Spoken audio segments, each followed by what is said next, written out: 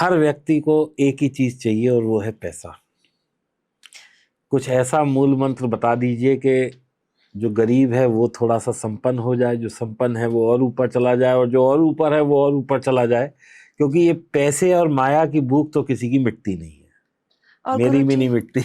इनके उसमें मैं भी एक ऐड करूंगी कि जो लोग ज्यादा छल कपट करते हैं, लोगों के इमोशंस के साथ खेलते हैं, वो धनवान क्यों होते हैं? और जो अपना काम बड़े आराम से प्यार से करते रहते हैं, जो इस बात से डरते हैं कि हमारे से किसी का मन ना दुखे, उनको सक्सेस क्यों नहीं मिलती है?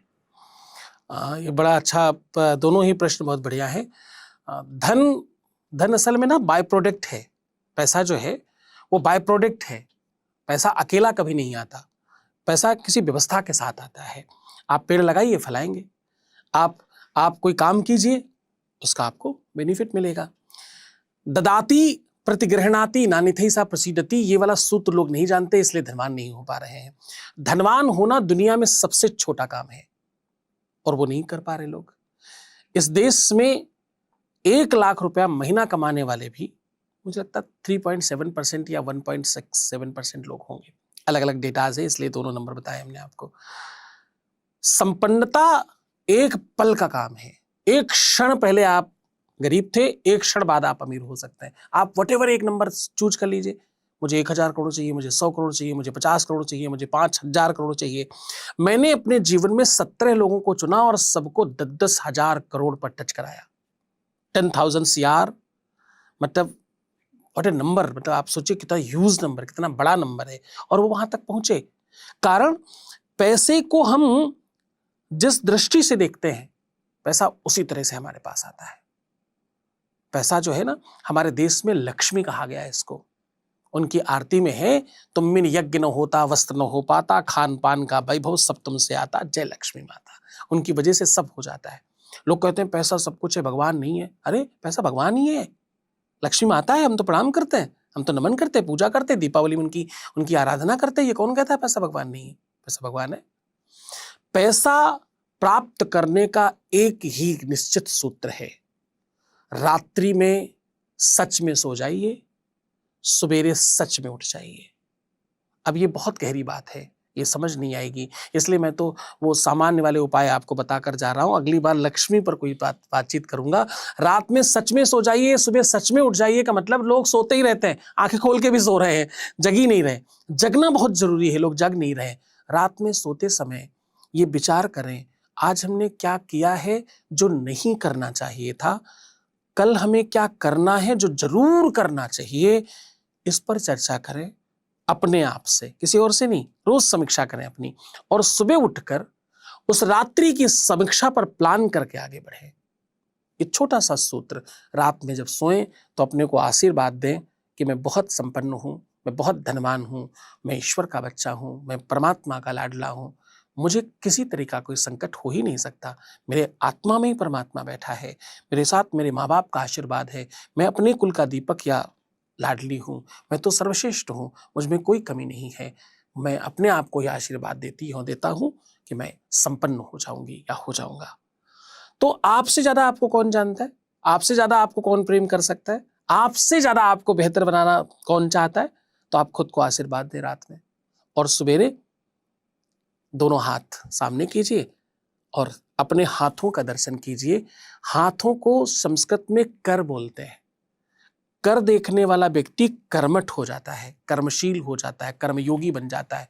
इसलिए सुबह हाथ देखें और बोले, कराग्रे वशते लक्ष्मी, कर मध्य सरस्वती, कर मूले स्थितो ब्रह्मा, प्रभाते कर दर्शनम। नहीं बोल सकते तो केवल हाथ देख करके चूम लें और माथे से लगा लें।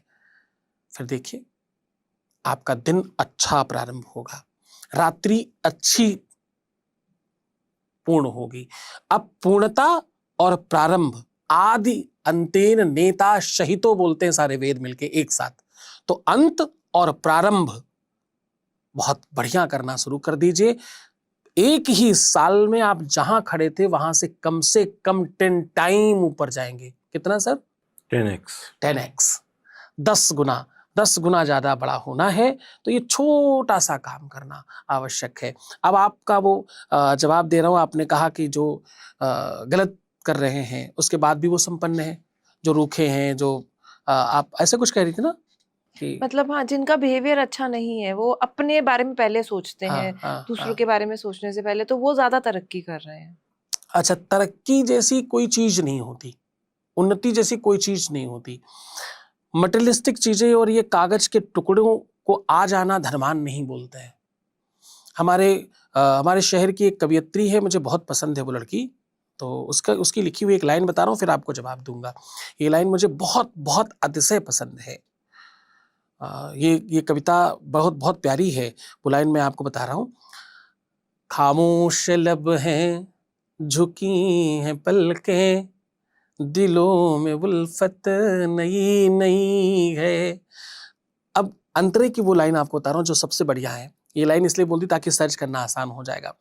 वो अंतरे में कहती है, जरा सा कुदरत ने क्या नवाजा कि आके बैठे हैं पहली सख में। पहली सख मतलब आगे वाली लाइन पर में। Front row. तुम्हारा लहजा बता रहा है, तुम्हारी दौलत नई नई है। खामोश लब हैं, झुकी हैं पलकें, दिलों में उल्फत नई नई है। तो वो जो पैसा नया आ जाना, थोड़ा सा पैसा आप देख लेना, उसको धनवान होना नहीं बोलते। धनवान वही हो सकता है जो सब छोड़ कर खड़ा है दुनिया में, वही सबसे बड़ा है।